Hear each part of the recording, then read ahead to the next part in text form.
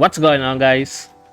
It's your boy Adjen back again for another Outerplane video, and for today we've got the skill reveal for Eternal, the upcoming new hero that will be available tomorrow after the maintenance. So let us go ahead and check this one out and whether should you summon for Eternal. So we have here Eternal, Element Fire, Battle Type Mage, Subclass Enchanter. She will be available after the maintenance on June 7, then will be available for almost 3 weeks, 620 before the maintenance. So the new hero Eternal will be added to normal recruit after the drop rate up event ends. So she is not a limited character because after her own banner ends, she will be put into the standard summon banner where you can get her to the standard pool, which is Pog. So in my experience in Epic 7, I think it's always best to summon for limited characters, not from characters that can be gotten from the standard pool. But we will see. Dead Man's Party. This is the normal attack. Attacks 2 enemies and has a 65% chance to reduce the target's defense for 2 turns. At level 2, increases the damage plus 10%, and weakness gauge. Then increases the chance to activate effect 10%, then damage, and at max level, this one has more damage, and then the activation chance will now increase to 85%. So it is not a 100% defense break, and this one is something like the same for Rona, because Rona can attack 2 enemies also on her normal attack, which is something nice for if you build her as a counter attack set. But I still don't know how we will build Eternal for now. But this one, something like Arbiter build red or build red in Epic 7, where the normal attacks, it's not a single target. The skill 1, Fool's Paradise. No, I mean S2, the skill 2. So it has a 4 rounds cooldown. Attacks 2 enemies and has an 85% chance to inflict reduced defense and reduce speed on all enemies for 2 turns. Additionally, has an 85% chance to inflict unhealable on earth targets for 2 turns. Wow, this S2 is fully stacked with a lot of debuffs to the enemy. You got here some reduced defense, reduced speed, which is really powerful. And then we have here the unhealable effect. This one is probably best suited for, as you can see, reduced defense, reduced speed, and unhealable. You know the Earth boss, the Twin Beetle, right? She's probably better to use in that kind of font. That is why they made her something like this. Because in the developer's notes, they stated that Eternal will be really good for equipment dungeon or something like that. Something like that.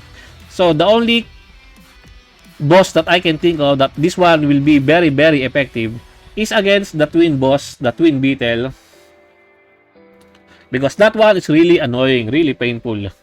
And then we have here increase effect stacks by 1, and then increase the chance to activate by 15%. So if you fully max this one out, there is a 100% chance to activate this one. But take note, this one is affected by the characters. You need effectiveness in your stat for this one to be fully high chance to activate, because there is a factor. I still don't know how much factor is being considered for you to inflict debuffs to the enemy. So I'm sorry for that one if I don't have the information for that one. But yeah, you really need to build also Eternal with effectiveness for you to be able to inflict this type of debuffs. And then her ultimate skill, the S3 skill burst. No, not this one. This is only the skill burst for S2. So the skill burst is on her S2. Changes to single attack, greatly increases damage, increased damage, and then steals buff. This one is probably huge, but this one is out of scope for the F2P players. This one is only for the whales, because this one can only be activated if you have the character at 5 star. Yeah, at 5-star character, this one is going to be activated. No one lives forever. The skill tree animation, the skill tree of Eternal, it has a 5-round cooldown. Attack 2 enemies and has an 85% chance to remove 1 buff from the target. If the target is Earth element, inflicts reduce evasion for 2 turns. The amount of evasion reduced is not stated here. We don't know how much evasion we will reduce for the enemy if it gets debuff. But this one is a stripper kind of thing that because it can remove one buff from the target and also a debuff. So 2 in 1, a stripper and a debuffer. But I think this one is only best suited for PvE, not in PvP. Because she is going to be a mage character, and mage character don't have the best speed in the game.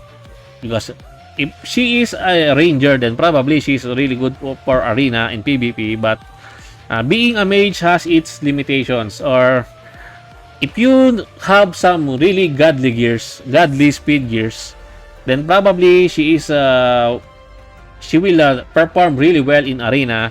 But we still need to test this one out in arena before we can say she is really good or not in PvP. Because just reading the skill set or just theory crafting is still not enough. Because who knows, once we tested her out in actual combat, we can definitely say that she is OP, she is broken. But just by reading her skill kit, I can already tell that she is going to be a really good character in PvE. Guys, in PvE, she is going to be a really good character. But in PvP, I cannot tell right now. It will depend on your gears. It all depends on your gears. If you have really godly gears, then maybe she can work out well. But I think using Cindy is way better than compared to her. Because Cindy has the accuracy buff and also the attack buff.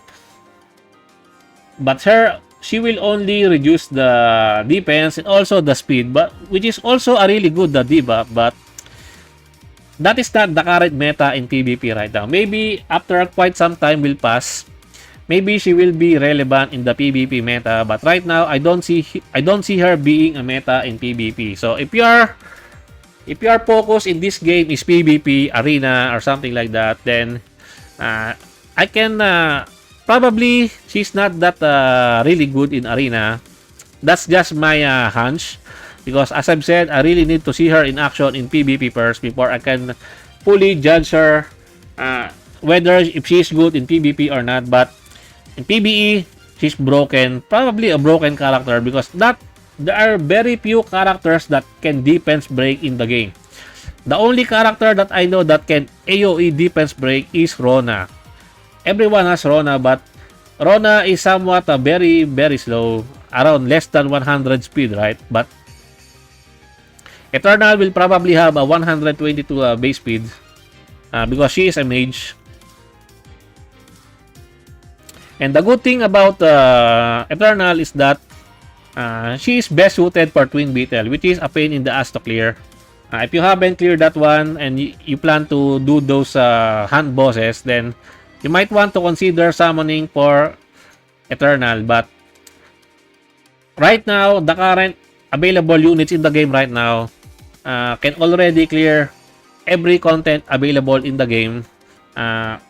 Just take note on that one, just an FYI. But if you are a simp for Eternal, if she is going to be your waifu, if you find her really waifu, then there's no reason for you to hesitate. Just summon for the waifu that you want, waifu that you love. Usually, waifu players don't care about meta or not. So, if you are a waifu enjoyer, a waifu lover, then and Eternal is your waifu, then go ahead and spend your resources. The good thing about the game right now is that the PT will carry over to the next banner, or the exchange the exchange points that we get from the exchange token that we get from summoning will carry over we did not get Eternal, or there will be some new upcoming better characters, right? So yeah, take that into consideration, and also these are all just based on my opinions and my opinions alone. So take it with a big grain of salt. And I think that's it for me for today, guys. I hope you enjoyed this video. Please leave a like and subscribe. I would really appreciate it if you could help me grow my channel more. And thank you to everyone who are supporting my channel. I appreciate every one of you. Until next time, peace.